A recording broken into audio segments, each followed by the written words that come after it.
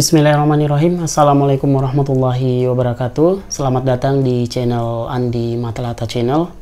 Pada kesempatan kali ini saya akan sharing dan berbagi apa saja yang perlu kita siapkan dalam penyampaian atau pelaporan SPT orang pribadi tahun pajak 2021. Nah, perlu teman-teman ketahui bahwa orang pribadi ini terbagi menjadi 3 bagian.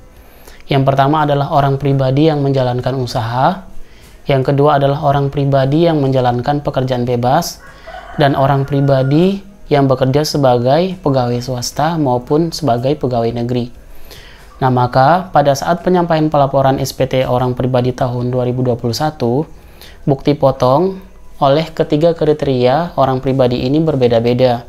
Misalkan, untuk wajib pajak orang pribadi yang menjalankan kegiatan usaha, maka yang dilaporkan oleh mereka adalah omset yang mereka peroleh dalam tahun pajak 2021, mulai di bulan Januari sampai dengan bulan Desember tahun 2021. Sedangkan untuk orang pribadi yang menjalankan pekerjaan bebas, mereka juga akan melampirkan omset yang mereka dapatkan dari pekerjaan bebas tersebut. Nah, pekerjaan bebas ini di dalamnya termasuk dengan konsultan pajak, arsitek, dokter, pengacara, dan seniman, dan banyak lagi. Kemudian untuk kriteria yang 3 yaitu orang pribadi yang bekerja sebagai pegawai di mana mereka mendapat penghasilan dari pemberi kerja. Nah, dia terbagi menjadi 2, orang pribadi sebagai pegawai swasta di mana dia nanti akan mendapat bukti potong 1721A1. Sedangkan orang pribadi yang bekerja sebagai pegawai negeri nanti dia akan mendapatkan bukti potong 1721A2 dari pemerintah. Nah, pada kesempatan kali ini kita akan membahas lebih kepada orang pribadi yang bekerja sebagai pegawai swasta. Nah, untuk orang pribadi yang bekerja sebagai pegawai swasta, sebenarnya bukti potong sudah dapat diperoleh oleh mereka karena akhir tahun pajak sudah berakhir, yaitu paling lambat maksimal Desember 2021. Sedangkan untuk penyampaian atau pelaporan SPT orang pribadi tahun pajak 2021 ini maksimal dapat dilaporkan oleh orang pribadi sebelum tanggal atau berakhirnya 31 Maret 2022. Dalam penyampaian pelaporan SPT orang pribadi untuk pegawai swasta, di sini juga terbagi menjadi 3 kriteria.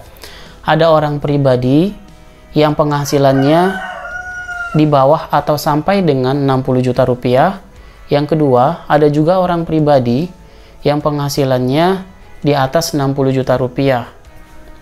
Kemudian juga ada orang pribadi yang dia bekerja sebagai pegawai swasta, kemudian juga di luar dia memiliki toko misalkan ya, dia memiliki usaha. Nah, di mana nanti usaha-usaha itu juga akan dilaporkan dalam penghasilan tahun pajak 2021 oleh pegawai yang bekerja sebagai swasta.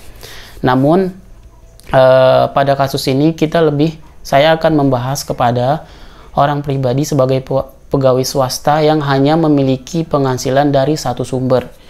Nah, apabila orang pribadi yang bekerja sebagai pegawai swasta dan memiliki penghasilan hanya dari satu sumber, maka dia nanti akan menggunakan formulir 1770 SS yang kita kenal dengan 1770 sangat sederhana, di mana formulir ini digunakan oleh orang pribadi yang hanya memiliki penghasilan dari satu sumber atau dari satu pemberi kerja yang penghasilannya dalam 1 tahun pajak tidak lebih dari atau sama dengan 60 juta rupiah.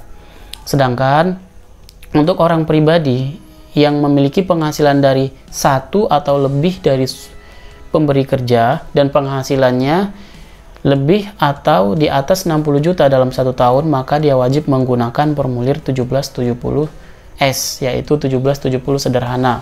Yang perlu rekan-rekan siapkan adalah, siapkan yang pertama, minta bukti potong 1770A1 di tempat rekan-rekan bekerja. Minta langsung ke bagian keuangan, karena bukti potong itu adalah wajib untuk diperoleh oleh masing-masing pegawai swasta. Yang kedua, pastikan rekan-rekan semua atau bapak ibu semua telah mendapatkan EVIN atau telah registrasi EVIN di DJP. Cara memperoleh EVIN dapat Bapak Ibu tonton di video-video saya selanjutnya. Ada juga bagaimana cara mendapatkan EVIN via online. Kemudian yang ketiga adalah siapkan harta-harta yang dimiliki oleh Bapak Ibu semua, baik itu sepeda motor, tanah, rumah tempat tinggal, dan lain-lain. Yang keempat, siapkan juga hutang yang dimiliki oleh Bapak Ibu semua, hutang di tahun pajak 2021. Misalkan Bapak Ibu juga punya hutang di tahun 2018, kemudian sisa bukunya di tahun 2021 sisa berapa. Nah, itu nanti yang akan dimasukkan di SPT orang pribadi di tahun 2021. Kemudian informasi tambahan dari saya, dimulai dari 1 Januari 2022 sampai dengan 31 Juni 2022 itu ada program dari pemerintah, yaitu pengungkapan sukarela.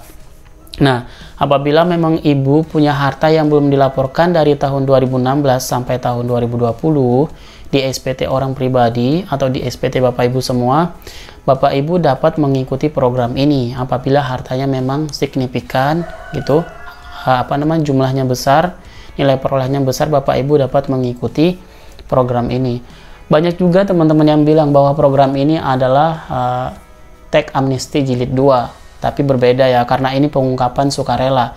Jadi pengungkapan sukarela itu yaitu adalah wajib pajak dapat mengungkapkan atau tidak mengungkapkan juga tidak masalah, karena di sini namanya pengungkapan sukarela, dapat diungkapkan, dapat tidak diungkapkan. Namun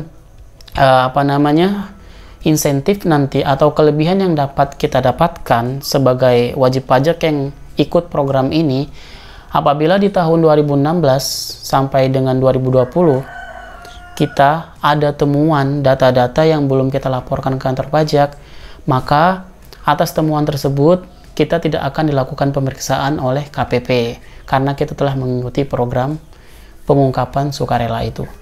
Oke, itu tadi saya ulangi lagi yang perlu Bapak Ibu siapkan dalam penyampaian pelaporan SPT orang pribadi tahun pajak 2021, yaitu minta bukti potong 1721A1 di tempat Bapak Ibu bekerja, kemudian siapkan EVIN atau pastikan Bapak Ibu telah memperoleh EVIN, karena EVIN ini adalah jembatan untuk penyampaian pelaporan SPT orang pribadi tahun pajak 2021, di mana pelaporannya disampaikan secara online.